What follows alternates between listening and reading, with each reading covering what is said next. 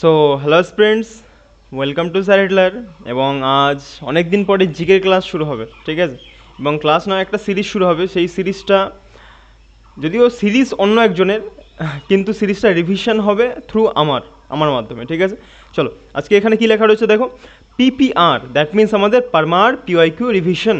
Parmar PYQ revision, যেটা আমাদের Parmar sir recently part যে 5টা আমাদের শুরু করেছে, ঠিক আছে? পারমার স্যারের যে পিওয়াইকিউ সিরিজটা হয় তার যে পার্ট 5টা শুরু করেছে, সেটাকেই আমি প্রতিদিন প্রতিদিন নয়, স্যার যেই যখন নোটটা অ্যাভেলেবেল হবে স্যারের ওয়েবসাইটে, আমার ওটা পারচেস করা আছে, যখন নোটটা অ্যাভেলেবেল হবে আমি সাথে সাথে ক্লাসটা তৈরি করে তোমাদের দিয়ে দেবো, ঠিক আছে?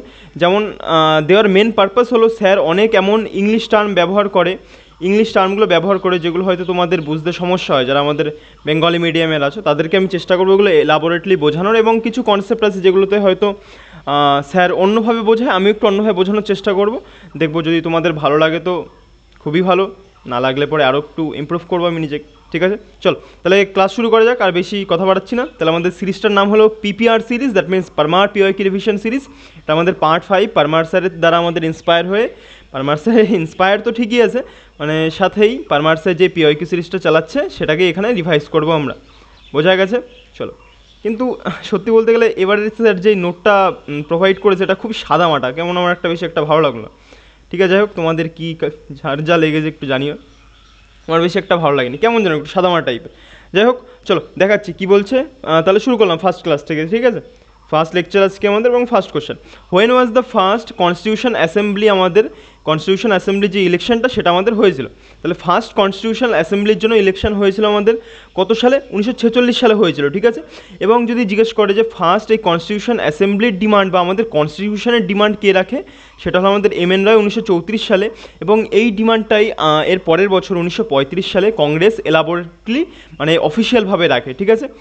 আর প্রথম রেখেছিল আমাদের এমএন রয় নন অফিসিয়ালভাবে। তারপরে আসে আমাদের এই যে আমাদের কনস্টিটিউশন অ্যাসেম্বলি, এখানে এইটা আসে আমাদের কত সালে আসে? 46-এ আসে। এবং এর 3জন মেম্বার ছিল আমাদের কে কে? হলো sir Stafford Cripps, AV Alexander আর প্যাথিক লরেন্স, ঠিক আছে? Constitution assembly was formed under the cabinet mission, ঠিক আছে? এই ক্যাবিনেট মিশন, জাস্ট আমি একটা জিনিস মনে হয় ল্যাক করে গেছিলাম একটু, মানে ক্যাবিনেট মিশন এসেছিল আমাদের 46 সালে, 1946 সালে, ঠিক আছে? সেটার আন্ডারেই আমাদের কনস্টিটিউশনাল অ্যাসেম্বলিটা ফর্ম করা হয়, ঠিক আছে? এবং এখানে মোটমাট আমাদের সিট কটা ছিল? 389টা সিট ছিল। কিন্তু আমাদের এখানে যদি ব্রিটিশ ইন্ডিয়া থেকে ধরা হয় সেটা ছিল 296টা, আর প্রিন্সলি স্টেট থেকে 93টা ছিল। এই প্রিন্সলি স্টেটেরগুলো মেইনলি নমিনেট করা হতো, বোঝা গেছে? আর ব্রিটিশ ইন্ডিয়ারগুলো এগুলো ইনডাইরেক্টলি ইলেক্টেড। তাহলে এই প্রত্যেকটা ডাটা থেকে কোশ্চেন হয়, ঠিক আছে? আমি আর এগুলো বারবার বলছি না এটা ইম্পর্টেন্ট, প্রত্যেকটা তোমরা দেখে রাখো ভালো করে।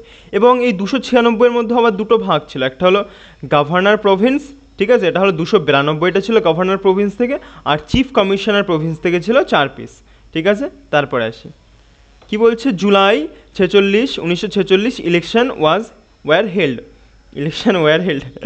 যাই হোক, যে লিখেছে তার ইংলিশটা একটু বেশি দামদার, ঠিক আছে? তাহলে আমাদের জুলাই 1946 সালে ইলেকশন প্রথম হেল্ড হয়েছিল, ঠিক আছে? তারপরে আসে মানে এই কনস্টিটিউশন অ্যাসেম্বলির জন্য। তারপরে কংগ্রেসের এখানে সিট, মানে কংগ্রেস তো জয়ী হয়েছিল, কটা সিট পেয়ে জয়ী হয়েছিল? 208টা। মুসলিম লীগের সিট ছিল 73টা। এবং ফার্স্ট যেই মিটিং হয়েছিল এই যে কনস্টিটিউশন অ্যাসেম্বলি যে ফার্স্ট মিটিং, সেটা কত সালে হয়েছিল আমাদের?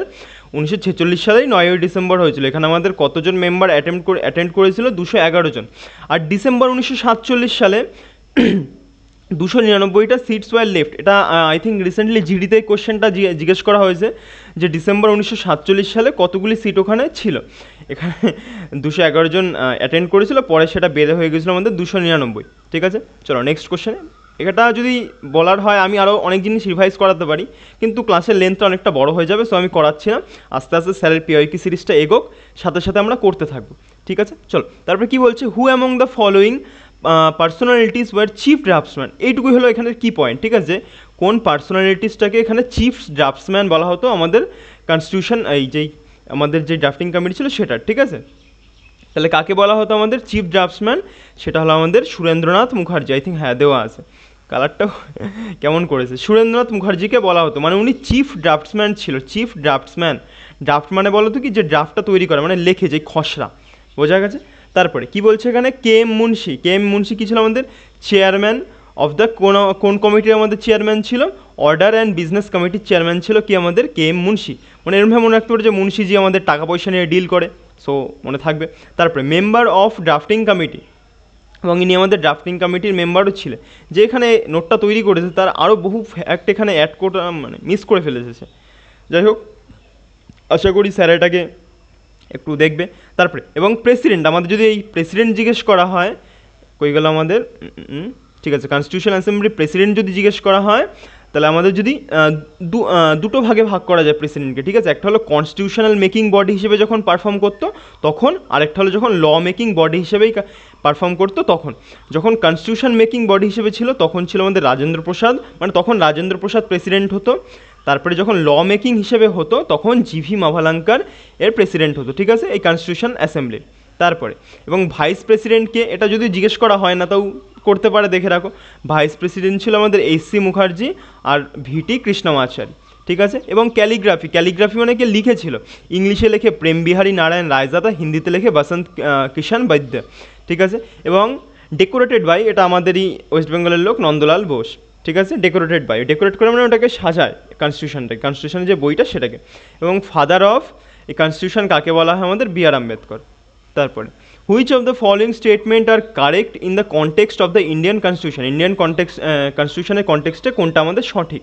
দেয়ার are 3 major organs of the government, namely legislature, executive আর জুডিশিয়ারি। এটা পুরো পারফেক্ট আছে। কেন পারফেক্ট আছে? কারণ আমাদের তিনটেই তো অর্গান, তিনটে পিলার বলা হয় না, আর প্রেসকে আমাদের 4 নম্বর পিলার বলা হয়। ওটা যদিও বাদ দাও, এটা নর্মাল, এটাই ভাবো, তিনটে পিলার আছে। একটা লেজিসলেচার যেটা ল তৈরি করবে, এবং আমাদের এক্সিকিউটিভ যে লটাকে এক্সিকিউট করবে বা ইমপ্লিমেন্ট করবে গ্রাউন্ডে, আর জুডিশিয়ারি মানে সে দেখবে যে লটা কোনো ভুলভালভাবে ইমপ্লিমেন্ট হচ্ছে নাকি সেটা দেখবে। তারপরে আসি a separation of functions rather than powers is followed, এবং লাস্টে কী রয়েছে, all organs of the government are independent. এটা কি কোনো দিন সম্ভব হয়? আমাদের গভর্নমেন্টের কি সব অর্গান ইন্ডিপেন্ডেন্ট?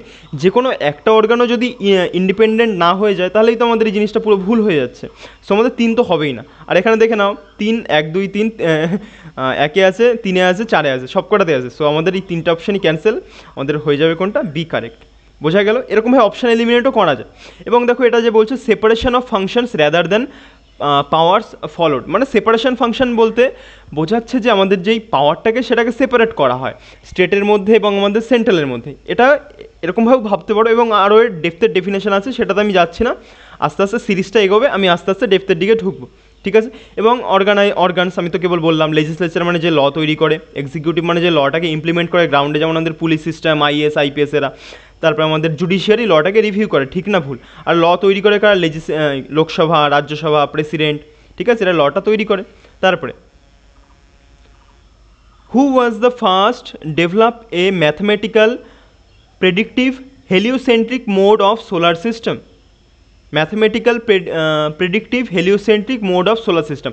এত ম্যাথামেটিক্যাল প্রেডিক্টিভ সব দেখার দরকার নেই, শুধু এটুকু দেখে রাখো, heliocentric mode of solar system.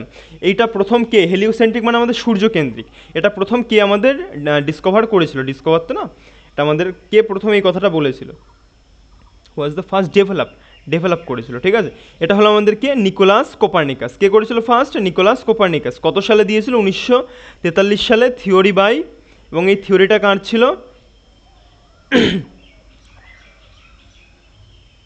নামটা বিচ্ছিরি, যাই হোক, ডেরিভলিউশন অরবিয়াম সেলেস্ট্রিয়ান, ঠিক আছে, ওদের টার্মে লেখা, তো এর জন্য এই থিওরিটার নাম হলো আমাদের, এই থিওরিটা একটু অ্যাবসার্ড টাইপের নামের উচ্চারণটা, মানে ওদের ভাষায় লেখা, তাই ডেরিভলিউশন অরবিয়াম সেলেস্ট্রিয়ান, ঠিক আছে, একবার দেখে রাখো, যদি চলে আসে তখন যেন মিস না হয়। তারপরে স্টাডি অফ ইউনিভার্স, সোজা একটা প্রশ্ন, কসমোলজি বলা হয়। এবং স্টাডি অফ সেলেস্ট্রিয়াল বডিজ, এটা হলো আমাদের অ্যাস্ট্রোনমি। সেলেস্ট্রিয়াল বডি মানে ওই আমাদের তারা, সূর্য, এইসবের কথা বলছে, ঠিক আছে। তারপর আসছে আমাদের কি? থিওরিজ মানে আমাদের যে ইউনিভার্সটা যে উৎপত্তি সংক্রান্ত যেই থিওরিগুলো, সেগুলো এখানে দেওয়া আছে। তো সবার প্রথম থিওরি হলো আমাদের বিগ ব্যাং থিওরি আমাদের প্রথম কে দিয়েছিল? জর্জ ল্যামাইটার। খুব ইম্পর্টেন্ট, কত সালে? 31 সালে। এবং আমাদের কত বিলিয়ন বছর আগে এটা দেওয়া হয়েছিল, ভুল বললাম, এটাই বলা হয়েছিল যে আমাদের আর্থ তৈরি হয়েছে একটা মারাত্মক একটা এক্সপ্লোশনের মাধ্যমে, যে একটা বড় একটা ম্যাটার বা একটা পার্টিকেল ছিল, সেটাতে একটা এক্সপ্লোশন হয়, ফলে সূর্য বা পৃথিবী বা আমাদের যে সকল গ্রহগুলো সেগুলো ওই এক্সপ্লোশনটার মাধ্যমে তৈরি হয়। ঠিক আছে, এটা কত বছর আগে এই জিনিসটাকে প্রেডিক্ট করা হয়, সেটা হলো 13.8 বিলিয়ন ইয়ার এগো। ঠিক আছে, তারপরে ইউনিভার্স ইজ এক্সপ্যান্ডিং কন্টিনিউয়াসলি। এই যে আমাদের বিগ ব্যাং থিওরি, এটাতে বলা হয় আমাদের যে ইউনিভার্সটা কী বলে কন্টিনিউয়াসলি এক্সপ্যান্ড করছে আমাদের যে ইউনিভার্স সেটা, but average density remains the same. এই লাইনটুকু ইম্পর্টেন্ট, বুঝতে পারছো? এই লাইনটা থেকে ধরে কোশ্চেন তুলে দেয়, যে এই লাইনটা তুলে দেবে এবং বলবে এটা আমাদের কোন থিওরি, এটা আমাদের বিগ ব্যাং থিওরি, যে অ্যাভারেজ যে ডেন্সিটি বা ঘনত্ব সেটা সেম থাকছে কিন্তু এটা এক্সপ্যান্ড করছে, আস্তে আস্তে বড় হচ্ছে। এটা আমাদের প্রথম কে বলেছিল? Fred while. ঠিক আছে, আমাদের হয়েল বা শুধু হয়েল নামেও মনে রাখতে পারে যে হয়েল প্রথমে এটা বলেছিল। ঠিক আছে, হারমান বান্দি অ্যান্ড থমাস গোল্ড, এবং সাথে আই থিঙ্ক এই দুজনও ছিল, and named it steady state theory. Steady মানে কি, মানে নির্দিষ্ট একটা স্টেট থাকছে, ঠিক আছে, স্টেডি থাকছে, স্টেডি স্টেট থিওরি, বোঝা গেছে আই থিঙ্ক। তারপরে সোলার সিস্টেম, সোলার সিস্টেমে আসি। সোলার সিস্টেমের প্রথম আমাদের যে থিওরিটা সেটা আমাদের কে দেয়? নেবুলা ল্যাপ্লেস থিওরি নামে এটা মানে প্রযোজ্য, যেই সোলার সিস্টেমের যে থিওরিটা এটা আমাদের নেবুলা ল্যাপ্লেস থিওরি নামে পরিচিত, কিন্তু এটা প্রথম দেয় কি আমাদের? ইম্যানুয়েল কান্ত। আর এটাকে পরে একটুখানি এর উপরে ওয়ার্ক করে বা একটু কাজ করার উপরে কি আমাদের? ল্যামাইটার। ঠিক আছে, এখানে কী দিয়েছে, সরি ল্যামাইটার বলছিলাম, ল্যাপ্লেস। ইম্যানুয়েল কান্ত এবং ল্যাপ্লেস, সাল দুটো দেখে রাখবে, একটা হলো 1755, একটা 1796, ল্যামাইটার ল্যাপ্লেসেরটা। ঠিক আছে, তারপরে আরও এটা যেটা বলা হয়নি যে নেবুলার ল্যাপ্লেস থিওরি, যে নেবুলা মানে কি? নেবুলা হলো আমাদের একটা গ্যাস জায়েন্ট, ঠিক আছে, যে rotating cloud of dust and gas. এটা নেবুলাকে আই থিঙ্ক বাংলায় বলা হয় আমাদের নীহারিকা। তারপরে প্ল্যানেটরি থিওরি, এটা আমাদের কে দিয়েছিল? থমাস ক্যাম্বলেডিয়ান অ্যান্ড ফরেস্ট রে মাল্টন। কত সালে দিয়েছিল? 1905 সালে। এটা বেশি একটা জিজ্ঞাসা আমি কোথাও পাইনি, কিন্তু আশা করি করে দিতেই পারে, সো ভালো করে দেখে রাখো। At the time of Bengal partition. ঠিক আছে, স্যার এটা এরকমভাবে মনে করিয়েছিল ক্লাসটাতে। তারপরে which of the following Rocky planets is কি ফাস্টেস্ট রকি প্ল্যানেট? এটা আগে বোঝো তো, রকি প্ল্যানেট আর ফাস্টেস্ট প্ল্যানেট, আর কিছু নেই এর মধ্যে। ট্রাভেলিং থ্রু দ্য স্পেস, এত মাইলস, অত এইসব দেখার দরকার নেই, এটুকু দেখলে আমাদের হয়ে যাচ্ছে। এগুলো হলো কিওয়ার্ড, যে fastest planet of solar system আর আমাদের রকি প্ল্যানেট। রকি মানে দিকে আসো, নিচের এই ছবিটা দিয়ে আমি বোঝাচ্ছি। এখানে দেখো এই যে চারটে রয়েছে, মার্কারি, ভিনাস মানে বুধ, শুক্র, পৃথিবী আর মঙ্গল, এগুলোকে বলে আমাদের টেরিস্ট্রিয়াল প্ল্যানেট বা আমাদের প্ল্যানেট মেড থ্রু আমাদের রক। ঠিক আছে, এগুলো হলো রকি প্ল্যানেট। আর পরের যেগুলো আছে এগুলো আমাদের আইস জায়েন্ট এবং গ্যাস জায়েন্ট, মানে এগুলো আইস আর মেনলি গ্যাস দিয়ে তৈরি হয়। এই দুটো হলো আইস আর এই দুটো হলো আমাদের গ্যাস। ঠিক আছে, আমাদের বৃহস্পতি শনি গ্যাস আর পরের দুটো আমাদের আইস। ঠিক আছে, তারপরে কোশ্চেনটাতে ফিরে আসি, যে তাহলে এখানে চেয়েছে যে ফাস্টেস্ট প্ল্যানেট, তাহলে সব থেকে দ্রুতগতি সম্পন্ন কী হবে? এটা আমাদের মার্কারি। ঠিক আছে, বোঝা গেছে আই থিঙ্ক। মার্কারি মানে কি? আমাদের বুধ। তারপরে এবং রোটেশন আর রেভলিউশন অনেকের কনফিউশন হয়, দেখে নাও।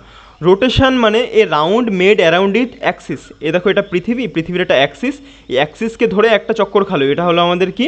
রোটেশন, নিজের অক্ষের উপরে একটা চক্কর খাওয়া। রেভলিউশন মানে এটা তোমার কক্ষপথ, এটা আমাদের পৃথিবী এরকম করতে করতে পুরোপুরি একটা বছরে ফিরে আসলো, এটাকে বলে আমাদের রেভলিউশন। ঠিক আছে আই থিঙ্ক।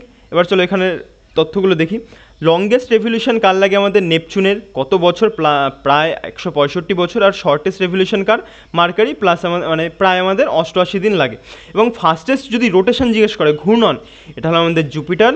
আর স্লোয়েস্ট রোটেশনও যদি আমাদের জিজ্ঞেস করে, এটা হলো আমাদের ভিনাস মানে কি? আমাদের শুক্র।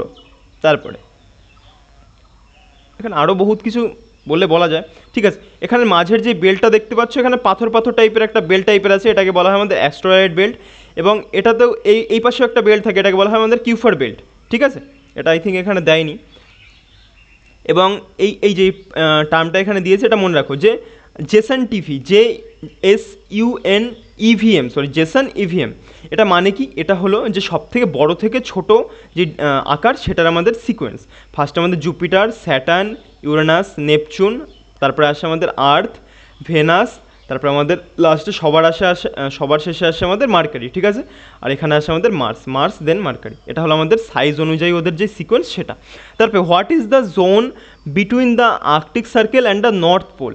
আর্কটিক সার্কেল, এই যে এগুলো হলো আর্কটিক সার্কেল, এটা, আর এটা আমাদের অ্যান্টার্কটিক সার্কেল, এটা আমাদের নিরক্ষরেখা। ঠিক আছে, এটা আর্কটিক সার্কেল, এটা আমাদের অ্যান্টার্কটিক সার্কেল। চল আস্তে আস্তে এখানে, হ্যাঁ ছবি তো দেওয়াই আছে, তাহলে আমার আঁকার কোনো দরকারই ছিল না। কি বলছে? What is the zone between the Arctic Circle and North Pole? কোশ্চেনে উত্তরে পড়ে আসছে, আগে তোমাদের জিনিসটা বোঝাই। আগে ল্যাটিটিউড লঙ্গিটিউড সবাই দেখে নাও। এটা যদি আমাদের পৃথিবী হয়, পৃথিবীর যেই সবথেকে বড় যেই জিনিসটা বা যেই রেখাটা, কাল্পনিক রেখাটা, সেটা হলো আমাদের কত ডিগ্রি, সেটার মান ধরা হয় 0 ডিগ্রি। এটাকে বাংলায় বলা হয় মূলমধ্যরেখা বা নিরক্ষরেখাও বলা হয়, ঠিক আছে। এটা হলো আমাদের একদম মিডল বরাবর যেটা গেছে আর্থের, ঠিক আছে। এটার মান কত আমাদের 0 ডিগ্রি। এই যেগুলো এরকম পুরোপুরি প্যারালাল গেছে আর্থের সাথে প্যারালাল, বা এরকম মনে রাখতে পারো যে লেটি হুই মানে শুয়ে আছে, ঠিক আছে, সেগুলোকে কী বলা হয় আমাদের ল্যাটিটিউড, ঠিক আছে। ল্যাটিটিউড বা আমাদের অক্ষরেখা, নিরক্ষরেখা, নির থেকে মনে রাখতে পারো ল্যাটিটিউড বা আমাদের অক্ষরেখা। এগুলি মোটমাট আমাদের কটা আছে, 100, যদি জিজ্ঞেস করা হয় ল্যাটিটিউডাল সার্কেল তাহলে হবে 169টা, কারণ উপরে এরকম করতে করতে এইখানে 90টা অবধি আছে, আবার এদিকেও আমাদের 90টা অবধি আছে, ঠিক আছে। 90 আর 90 আমাদের কত হয়, 180 হয়। কিন্তু 180 আর মাঝের একটা 181, এটা হয়ে গেলো 181। কিন্তু উপরে এগুলো গিয়ে সার্কেল ছেড়ে উপরে এগুলো বিন্দুর আকার চলে আসে, যখন 90তে আসে এগুলো বিন্দুর আকার হয়ে যায়। এবারে এই দুটোকে যদি 180 থেকে বিয়োগ করো তাহলে আমাদের চলে আসে 179টা। বোঝা গেছে আই থিঙ্ক। এগুলো আমাদের গ্রেট সার্কেলও বলা হয়, ইকুয়েটার তো ইংলিশে বলা হয়। ডিভাইডস আর্থ ইন্টু 2 ইকুয়াল পার্ট, এটা আমাদের নর্দার্ন হেমিস্ফিয়ার আর সাউদার্ন হেমিস্ফিয়ার। এটা আমাদের নর্দার্ন হেমিস্ফিয়ার আর এটা আমাদের সাউদার্ন হেমিস্ফিয়ার, ঠিক আছে। আর কিছু দিয়েছে এখানে, তেমন একটা দেয়নি, এটা দেখে নাও। এবং আমাদের লঙ্গিটিউডের কনসেপ্ট হলো যেগুলো একদম লং রয়েছে আর্থের সাথে, যেগুলো লং রয়েছে এগুলো হলো আমাদের লঙ্গিটিউড, ঠিক আছে। এবং এগুলোর মাধ্যমে আমাদের মেন যেই কী বলে ওটাকে, টাইমটাকে ক্যালকুলেট করা হয়, ঠিক আছে। Distance between longitudes decreases as well as moved towards the pole, মানে পোল মানে এই যে এগুলোকে বলে পোল, ঠিক আছে। এই পোলের দিকে যত যাবে তোমার ডিস্টেন্সটা তত কমতে থাকবে, ঠিক আছে। এবং অল লঙ্গিটিউডস আর গ্রেট সার্কেলস, মানে প্রত্যেকটা, এটা তো শুধু হাফ দেখতে পাচ্ছ, আরও হাফ হলোর পিছনে আছে, ঠিক আছে। এরকম এই পাশে হাফ, এই পাশে এরকম হাফ, মানে এগুলো প্রত্যেকটা গ্রেট সার্কেল, বোঝা গেছে, মানে প্রত্যেকটা সেম সাইজের। অল লঙ্গিটিউডস আর গ্রেট সার্কেল বলা আছে। দ্য ম্যাক্সিমাম ডিস্টেন্স, এই মাঝের যে ম্যাক্সিমাম ডিস্টেন্সটা, এটা হলো আমাদের 111 কিলোমিটার, মনে রাখতে পারো যদি কারোর খুবই মনে রাখতে ইচ্ছে করে। সাথেই 111.32 বা 42 অনেক জায়গাতে এটা থাকে, এটাও মনে রাখতে পারো, ঠিক আছে, মানে মাঝের যে ডিস্টেন্স সেটা। তারপরে আর প্রাইম মেরিডিয়ান, এটা দেখো একদম জাস্ট এই পাশ থেকে এটা যেটা এসছে এটা হলো আমাদের প্রাইম মেরিডিয়ান, এটার সাপেক্ষে আমাদের ডেটটাকে ক্যালকুলেট করা হয়, ঠিক আছে। তারপরে also known as Greenwich Mean Time, কারণ এটা গ্রিনিচ শহরের উপর থেকে গেছে তাই, এবং এটা 0 ডিগ্রি আমাদের লঙ্গিটিউড, এটাকেই ধরে আমাদের ডেট টাইমটাকে পুরোপুরি মেনটেন করা হয়। আই থিঙ্ক এখানে দেয়নি নাকি, হ্যাঁ দিয়েছে, তাহলে এখান থেকে বুঝে দিচ্ছি। এই যে এটা আমাদের ইন্টারন্যাশনাল ডেট লাইন, এটাও দেখে নাও। এটা আমাদের এটা কিন্তু পুরোপুরি আমাদের স্ট্রেট না, এটা কিন্তু আমাদের একটু ব্যাকা আছে, ঠিক আছে, বাঁকাভাবে এরকমভাবে চলছে। ইন্টারন্যাশনাল আমাদের কি ডেট লাইন, দেখে নাও কোথা থেকে গেল। তারপরে এই যে এই মেন টপিকটাতে আসি এবার। মেন টপিকটা হলো আমাদের এই যে এটা যদি আমাদের পৃথিবী হয়, মাঝখান থেকে কী গেছে আমাদের নিরক্ষরেখা বা আমাদের ইকুয়েটর, এটা আমাদের পুরো 0 ডিগ্রি। এবং এর একদম যে উপরের পাহাড়টা হলো আমাদের নর্থ পোল, ঠিক আছে। তারপরে নিচেরটা হলো আমাদের সাউথ পোল, আর এইটা হলো আমাদের 66.5 degree Arctic circle, 66.5 degree Arctic circle পুরোটাকে বলা হয়, ঠিক আছে। তারপরে এর যে একদম যেই জাস্ট নিচের পার্টটাকে বলা হয় আমাদের কি নর্থ টেম্পারেট জোন, কি বলা হয়, নর্থ টেম্পারেট জোন বলা হয় এইটাকে। এবং যে আর্কটিক সার্কেল থেকে নর্থ পোল অবধি এটাকে বলা হয় আমাদের কি ফ্রিজিড জোন। কেন আমাদের ফ্রিজিড জোন বলা হয়, কারণ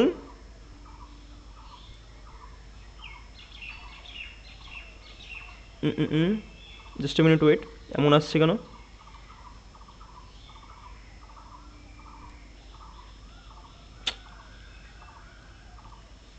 হ্যাঁ ঠিক আছে। এটাকে বলা হয় আমাদের ফ্রিজিড জোন। কী করে মনে রাখতে পারো, কারণ এখানে শুধু বরফ থাকে, একদম ফ্রিজ অবস্থায় থাকে, সো এটা আমাদের ফ্রিজিড জোন। তারপর একদম নিচে এরকম চলে আসলে নিচেও এটা আমাদের ফ্রিজিড জোন। আর এটা আমাদের কি সাউথ টেম্পারেট, এই যে এই পোর্শনটা আমাদের সাউথ টেম্পারেট। আর একদম যে মিডিলের পোর্শনটা এটাকে বলা হয় আমাদের কি টরিড জোন, ঠিক আছে। এটা আমাদের ট্রপিক অফ ক্যান্সার, যদি জিজ্ঞেস করে ট্রপিক অফ ক্যান্সার আর ট্রপিক অফ ক্যাপ্রিকন, এটা কর্কট ক্রান্তি রেখা, এটা আমাদের মকর ক্রান্তি রেখা। এই দুটোর মাঝের অবস্থাটাকে কি বলা হয়, এটা আমাদের বলা হয় টরিড জোন। এখানে সান পুরোপুরি লম্বভাবে কিরণ দেয় সারা বছর, ঠিক আছে। আই থিঙ্ক ক্লিয়ার হয়ে গেছে। এবার তাহলে আমরা ফিরে আসি কোশ্চেনটাতে। বলছি what is the zone between the Arctic Circle and the North Pole. তাহলে আর্কটিক সার্কেল আর নর্থ পোলের মাঝে কী জোন দেখলাম আমরা, ফ্রিজিড জোন, ঠিক আছে। তারপরে দ্য ডিরেক্ট, এ তো বলেই দিলাম কি বলে এখানে টরিড জোনের উপর ডিরেক্টরে পড়ে। তারপরে which part did India the earliest iron object appear in the develop between the neolithic and the megalithic phases. কি বলছে আরেকবার কোশ্চেনটা ভালো করে দেখো, যে হুইচ পার্ট অফ দ্য ইন্ডিয়ার কোন পার্টে did the earliest iron objects, মানে আয়রন মানে লোহার একদম সব থেকে প্রথম অবজেক্টস অ্যাপিয়ার মানে দেখা গেছে, ঠিক আছে, ডেভেলপ বিটুইন বা দেখা গেছে বা ডেভেলপ হয়েছে বিটুইন কোন সময়, নিওলিথিক অ্যান্ড মেগালিথিক ফেজের সময়, ঠিক আছে। এটা আমাদের কোনটা হবে, সাউথ ইন্ডিয়া। কি দেখে বুঝলাম বলো তো, তো উত্তর দেওয়া আছে সেটাও একটা কারণ, সাথে মেগালিথ দেওয়া আছে। মেগালিথ মানেই মনে রাখবে আমাদের সাউথ ইন্ডিয়ার একটা মানে সাউথ ইন্ডিয়াতেই মেগালিথ জিনিসটা আমাদের ডেভেলপ করেছিল। এবং চলো আস্তে আস্তে ডেফিনেশনে আসি জিনিসগুলোতে, যে সিজে Thomas gave the 3H classification. আমাদের 3H ক্লাসিফিকেশন কে দিয়েছিল, থ্রিজে থমসন, থমাস বললাম না, থমসন হবে এটা, ঠিক আছে, সিজে থমসন।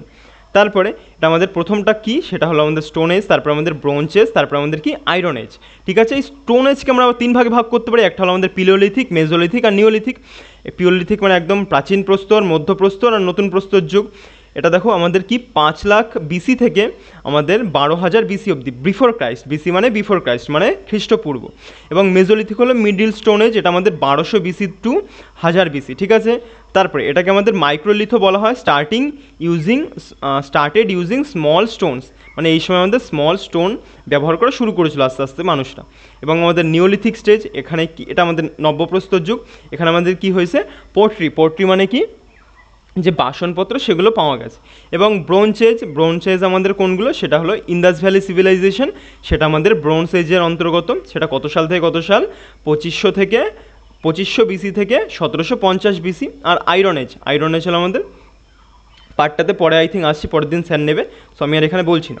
এবং এর মেগালিথ যেটা কোনটা, যেটা কেবলই আমি বলেছিলাম যে আমাদের সাউথ ইন্ডিয়ার পার্ট, যে সাউথ ইন্ডিয়াতেই মেগালিথ জিনিসটা ডেভেলপ করেছিল। বড় বড় যে পাথরের চাইগুলো দেখছো, এই সিস্টেমটা, ঠিক আছে। এটা কত থেকে কত, 1500 বিসি থেকে 500 বিসি অবধি, ঠিক আছে।